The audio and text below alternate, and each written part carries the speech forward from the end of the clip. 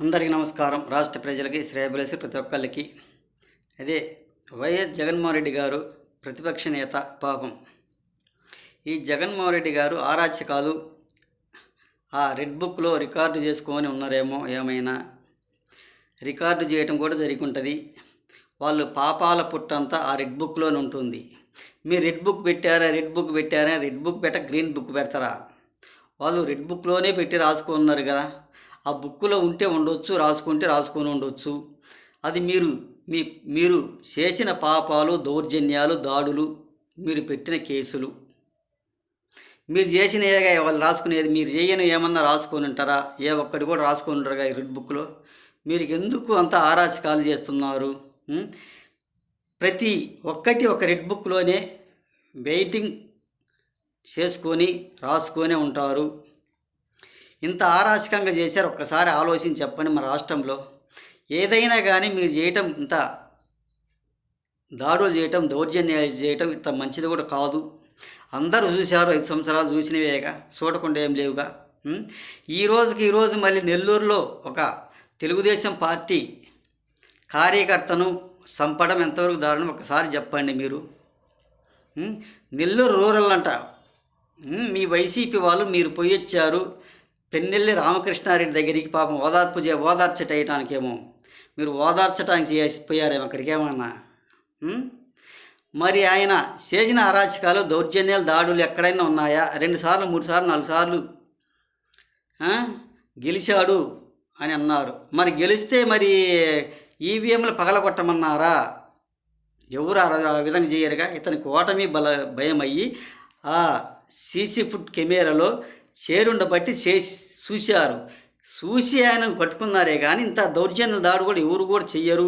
ఇంకా మీరు ప్రతిపక్షం నుండి కూడా ఇంత దారుణాలు చేస్తున్నారా? ఇంతవరకు సహజం ఒకసారి చెప్పండి.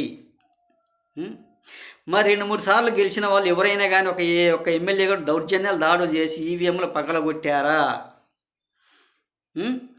ఈరోజు ప్రతిపక్షం నుండి కూడా ఇంత దారుణం చేయడం ఒకసారి మీరే చెప్పండి మన రాష్ట్ర ప్రజలకు సమాధానం. ఇది ఎక్కడి కూడా సహజమైంది కూడా కాదు.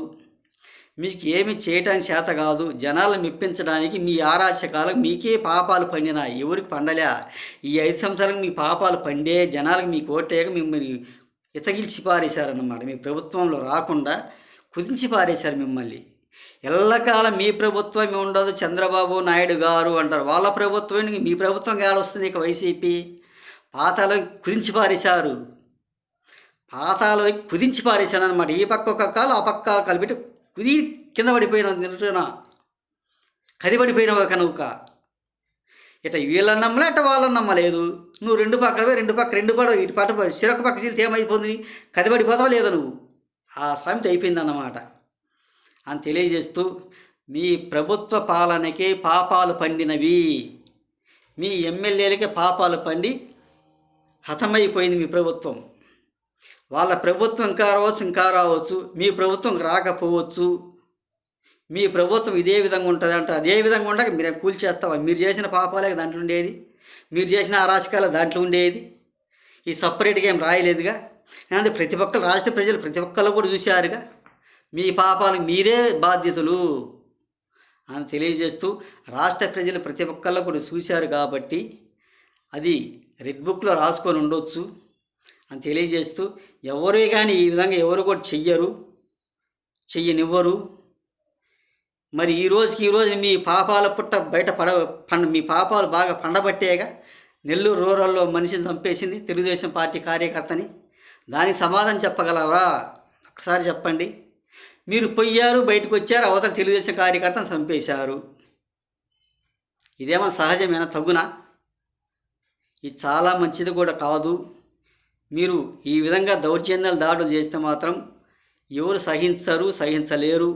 వాళ్ళు మంచివాళ్ళు కాబట్టి అధికార పార్టీ నాయకులు ఇంకా మిమ్మల్ని ఇంకా చూద్దాం మితిమీరిపోతే దానికి ఎవరు ఏమీ చేయలేరు. జగన్మోహన్ రెడ్డి గారు, మీ వైసీపీ ఎమ్మెల్యేలు, మీ ఆరాచకాలకి మీకు పాపం పండబట్టే మీరు పోయింది కూడా అని తెలియజేస్తూ, రాష్ట్ర ప్రజలకి, శ్రేయభిలాషి ప్రతి ఒక్కళ్ళకి హృదయపూర్వక ధన్యవాదాలు.